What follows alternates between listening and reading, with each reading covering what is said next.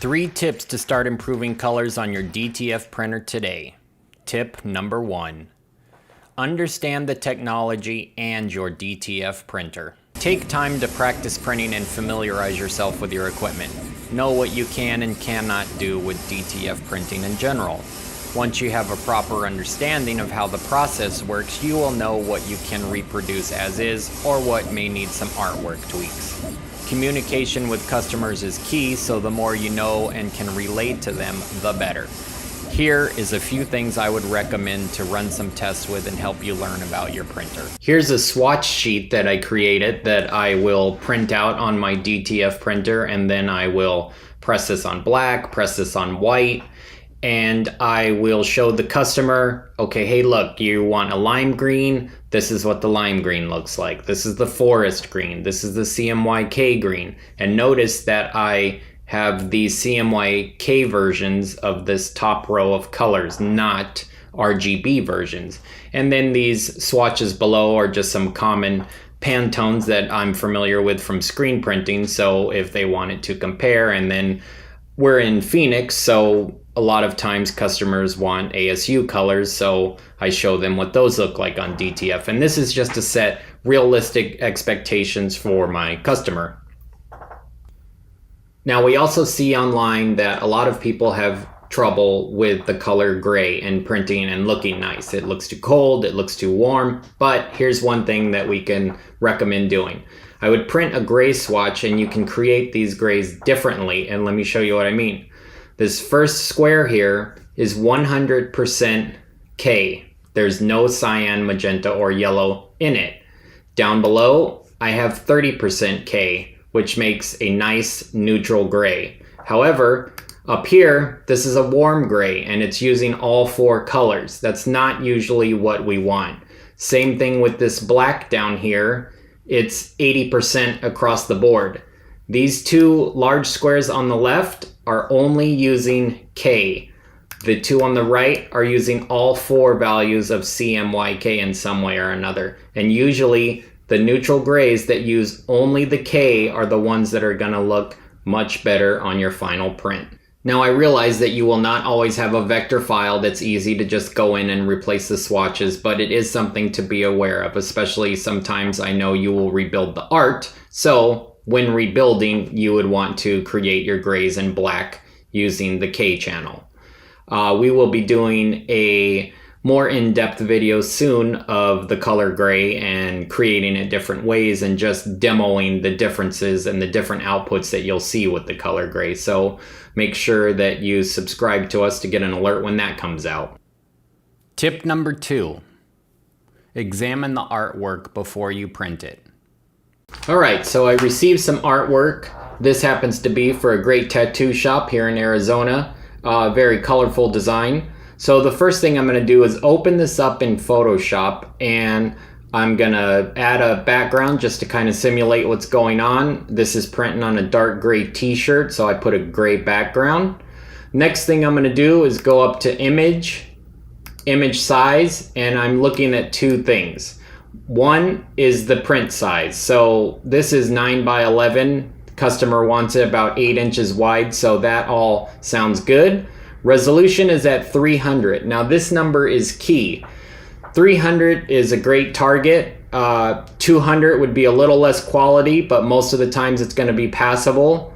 Web images are only 72 and not usually usable. You want to avoid resolution that low if possible. So having said that, if we look at this, we can see I'm viewing at 100%. Over here, I made a copy of it, and this is also at 100%, but the difference is this is web quality and only 72. So as you can see, comparing the 2, looking at them at 100%, this is what we want because we're printing on a garment. We need it big. We want it true to life size, which in this case is about 8 inches wide. So this works well. All right, the next thing I'm going to do is take a look at the colors on this. So there's a black outline around the entire print here. I can see though that the black outline is not actually black. It's kind of a muddy black color. It's just not as vibrant as I would like it to be. So what I'm going to do is set the black point for this layer. I do that by going in Photoshop, and here I am creating a new curves adjustment layer.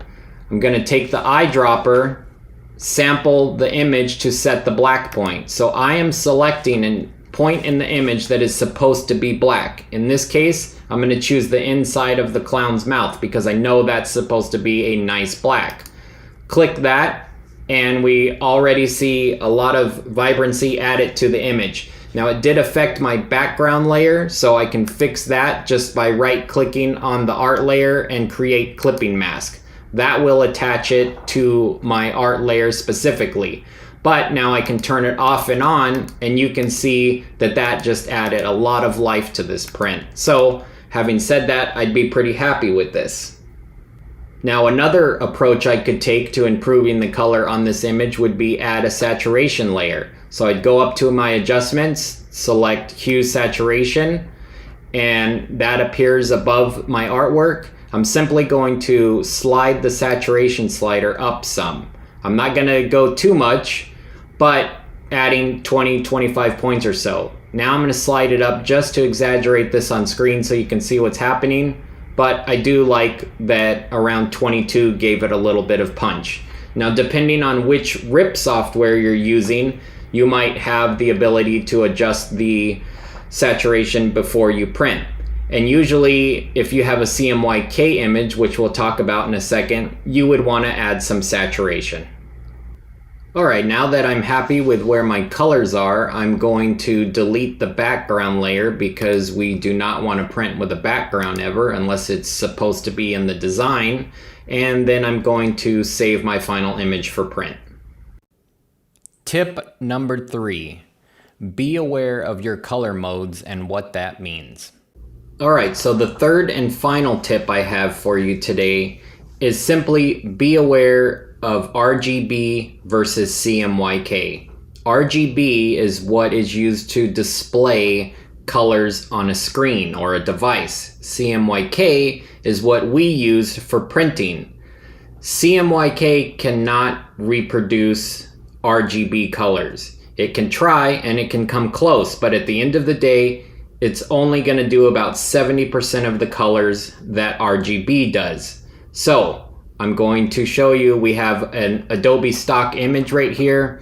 You can definitely see some really bright colors on here. This is in RGB. Now, if I go and I convert this to CMYK, we are going to see it's going to change the colors a little bit. This is more realistic of what you're going to get out of a CMYK printer. Alright, let's go back and forth. You can see it does make quite a difference. It's not going to get this neon green, this neon purple, but as we said in the beginning of the video, those are things, if you want something that vibrant, you would want to be using fluorescent inks. Alright, so clicking back and forth in my history panel, you can see the before and after. This is the same image, just RGB versus CMYK. CMYK is going to be more accurate to what our final print is going to be. Now some RIP softwares handle that conversion, so you don't need to worry about converting it in Photoshop like I'm doing now. I choose to do that because I want the print in the process of me prepping to reflect the final print ASAP. So that's why I do it now instead of having the RIP handle it. Now if I go back to my CMYK version and I use the eye picker and I'm just going to select this green. So there it is. Now, if I double click the swatch, you can see a little explanation point that's giving you a warning. It's telling you this is out of gamut for printing. What that means is that CMYK will not reproduce that color. You have a few options here. We can convert it like I just showed you and roll with it. Or if you want it to be a little more specific, you can click this here and it's going to make a suggestion on the green that's closest, but you can also slide that around. Now, when you're sliding it around, you'll see my explanation point is disappearing and reappearing, and that's because I'm choosing greens that are or are not in gamut to print. Well, that does it from us at the DTF Superstore. We hope that this helps you improve your next prints. If you thought this video was helpful, please press that like button or subscribe to catch our newest videos. And drop us a comment below, what videos would you like to see that would help you out with the direct-to-film process. Thanks, and see you next time.